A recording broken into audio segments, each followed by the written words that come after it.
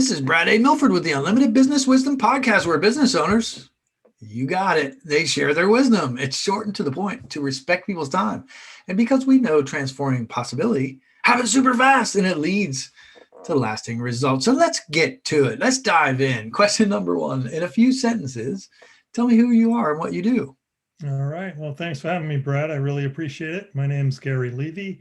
I am the founder of Biltmore Savings Consultants, and we're an expense reduction service. We help companies to increase profit by saving them money. Money's good. Money's good stuff. Yeah. Especially in these times, right? Everybody needs to save money, and we've got some really creative ways to help them do that. 100%, 100%. Love having you on. Question number two. What's the best thing, Gary, about being in business? I just love being my own boss. You get out of it what you put into it. And, I spent 40 years in corporate America and loved the majority of my roles, learned a heck of a lot, sharpened my teeth, growing up in all different Fortune 500 companies. I was with a lot of big companies, had a lot of strong mentors that really showed me the ropes and taught me a lot. And it's just, it's a totally different experience having to go into work and report to someone, and you kill yourself all year long, and then at the end of the year it depends on how the company did and what the bonus pool is like, and are you going to get what you were hoping for or what you expected? And it really is, to a great extent, out of your control. Being your own boss, it's entirely up to you. You get out what you put into it. So I do love that aspect of it. And I love that you're in the entrepreneur space now. You got the first one we talked. You have some deep experience in the work field, Yeah. Operational experience, financial experience. I mean, you have some deep work with some pretty heavy hitting companies. Yeah. So what are your thoughts about that? Do you really love the entrepreneurial space now? Are you falling in love with it? I am loving it. I've been this is my first time entrepreneur. Got started around November of last year, so it's still real fresh, and I'm learning a lot. But I've been able to transform and really leverage my organizational skills that I worked with throughout my entire career to put that against my day-to-day activities. So I'm very organized in my approach and what I do day to day, and it's already starting to see big benefits, and I'm just loving it. The space that I'm in, I'm helping companies, I'm helping other entrepreneurs in small, mid, and large businesses to save money, and it's just getting that appreciation from them. It's nothing better. Love it. I love hearing that. Every time I love hearing that. Question number three just leads directly right into question number three, like the operational and the systematizing and that kind of thing. We hear from other business owners right now. They're getting so much business, Gary, that sometimes the chaos causes overwhelm. Can you share your thoughts on that, please? Yeah. I haven't seen the chaos, and I hope not to see the chaos, right? I think that so much business, my first thought is that's a nice problem to have, right? So I think it's up to the individual to make sure that they take a pause and throttle back as needed to evaluate the situation and to put whatever measures are needed in place before chaos sets in. The worst thing that can happen to an entrepreneur, I think, or any company, is to have failure as a result of your success.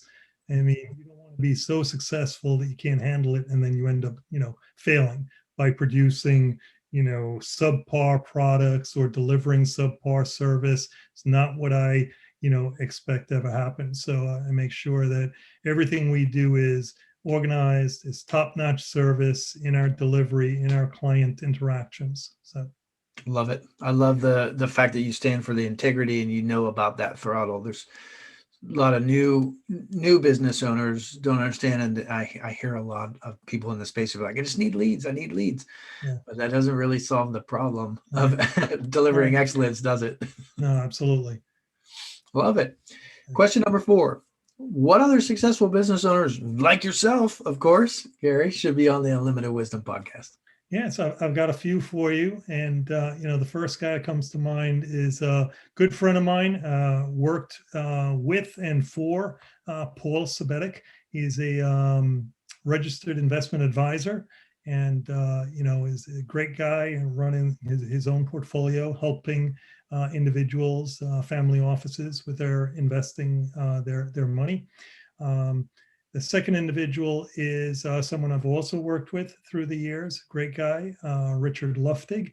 He is a co-founder of Castle Placement.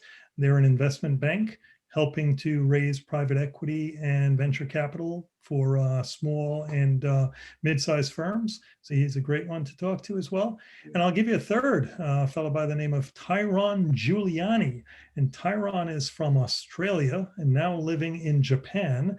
And he's got a couple of businesses going. So he's got a wedding business, and he's also a LinkedIn guru. So he trains individuals on how to use LinkedIn to reach out to their client base. And he's a great third guy for you. Love it. I love how you describe what each one of them did. I mean, this tells me a little bit about you and how you do business. And that's fantastic the way you showcased them in the way Sure. that you did. So fascinating. Look forward to connecting with all three of them and being able to highlight their business as well. So let's dive in a little bit, right? Let's share the wisdom. This is about business wisdom. So Gary, what piece of wisdom would you share with other business owners? Yeah, so the first thing that comes to mind is I think that you need to dress for success, right? My entire time in corporate America, before I was managing, directing, leading a team, I would always make sure that I arrived at the office looking professional. And that carried through. So that was one of the things that stood out for me. And now that I'm working from home, I think the same thing applies. I get up in the morning and I get dressed before I go into my home office. And I think it makes a difference. If you're on the phone with a client, you're not going to come across as effectively if you're sitting in your pajamas, right? There's a time for the Bob Marley shirt, and there's a time for looking professional. And I feel like I'm working. So I get dressed every morning before I come into the office. The second thing I think is you need to have a schedule, right? It doesn't have to be 9 to 5, doesn't have to be 8 to 4, whatever your schedule is. You need to have a schedule and you need to hit it consistently, right? It comes back to one of my initial comments, you get out what you put in. So I generally will be in my office at 8 o'clock in the morning and I'll work through 6 o'clock at night. Now, throughout the day, I take breaks. And I think that that's important also to clear your head, right? So on a nice day, I'll go for a walk. I'll have lunch. I'll go for a walk around the neighborhood. We've got a real nice area here.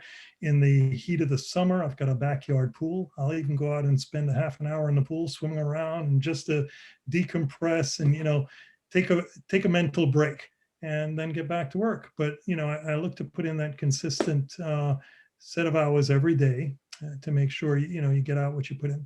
And the third, I think, is you need to be organized. Coming back to the skills that I developed throughout my career, I think it's very important that you have an organized and consistent approach every single day. So I have, right now in my role, I spend most of my day either on the phone, emailing, Zoom calls, or on LinkedIn. And when I'm on LinkedIn, I'm reaching out to new connections, I'm nurturing those connections, I'm having exchanges, I'm then trying to arrange for discussions to see how I can help a client in their particular space, what their needs are.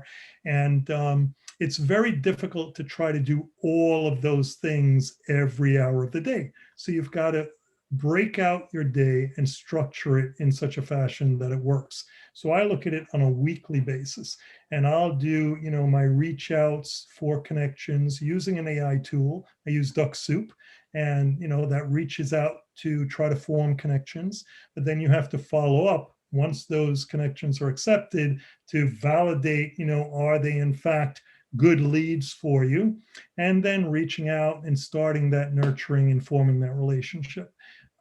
So I'll separate that, for 3 days a week where I have my reach outs, and then in between is where I'm fitting in the nurturing, the follow up, the updating of my CRM. I use Pipedrive as my CRM tool, but managing that whole sales funnel, if you will, requires an organized approach, and that's what I try to do. So. Love it. 3 really great points. Dress for success, for sure. I just remember when I was a child reading a book about that and how the importance of that. I think it was the same name, Dress for Success, or Mm, something like that. It's so important. And I think there are a lot of people today that have gotten a little bit relaxed, but there's no way I could agree with you more. When you set yourself up for success, when you feel successful like that, you definitely represent and show up in a specific way. yeah. Structure. Oh, Gary, you speak my language. I love Mm, hearing it. Going back to, if anybody doesn't know, Parkinson's law, time expands with the time you give it.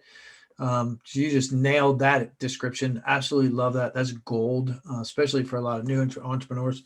They say people move from the 9 to 5 to the 24/7, right? mm, So if we don't have a little bit of structure around that, just so important. And I love also how you just dropped real value and just gave a view almost. I mean, I could picture you working your system sales wise. It's just great value, Gary.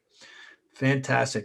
I know, because I know you walk the talk. And when you talk about systems, you talk about organization. I know how organized you are. I love it. We could talk forever. Let's mm. switch gears for a moment. What's the most fun vacation you've ever had? I'm dying to know. I've heard you say before, we work to live, not live to work, right? So I got to say, Brett, and I'm probably biased here, but Jamaica West Indies is my favorite spot, and probably because I'm from there, right? So my parents immigrated here when I was 14. We moved to New York. And I just love going back. I've got so many childhood memories: the white sand, the blue water, Negril, Montego Bay, Ocho Rios. It's just all great. And the one that stands out is a trip I took with my wife, to Negril. We went to a famous spot down there, Rick's Cafe, where the locals do cliff diving. We went horseback riding, through the mountains, through the water. It was just a wonderful time and great memory. So that's my Let's favorite spot. go. Let's Yeah. go. I'm ready. You ready? Yeah, man. Yeah, man.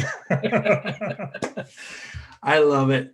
Thanks for being on, Gary. I really appreciate the investment of your time. I appreciate you being here. I appreciate you sharing real value with the listeners, people watching and listening. I do want to you have multiple things going on. I'm fascinated by what you do. So I know that you're looking to save SME, small businesses, money. That's Yeah. one of the primary things. But you have multiple ways that you do it as well. Can you share just a little bit more? Because I really want to. Yeah. I want people to hear and know the deep value that you bring in that space. Absolutely. So I partner with a number of different firms who are all experts in their respective lanes, right? The one firm that is the most far reaching is a firm by the name of Optimally. And what they provide is benchmarking of any business's operating expenses against a $6 trillion data lake with information that they've gathered from over 10 million US businesses. It allows them to take any general ledger from a company as small as 500,000 in annual gross revenue all the way up to billions and benchmark all of the operating expenses and identify where you're being overcharged versus your peers. And they're able to take that hard-based evidence and go to your suppliers and negotiate reductions. And it's just fantastic how we're saving companies money left and right. I have other business partners as well in the automating accounts payable, in improving custom healthcare offerings, and also a shipping solution that is also doing a fantastic job these days. You may be familiar with all of the capacity constraints that are being reported. It seems like every other week there's an article in the journal talking about UPS or FedEx or DHL imposing capacity limits on what they're collecting from places. Well, this company that we represent, ShipStore, offers a software solution that is multi-carrier, and it will allocate your shipping across all the different carriers so you never have a capacity issue. They've got over 20,000 clients doing over 200 million packages a year. It's just phenomenal. Best way to find out more is to look me up on LinkedIn. That's where I have all the details. And, there are a lot of Gary Levy's on LinkedIn, but I am the only Gary D. Levy.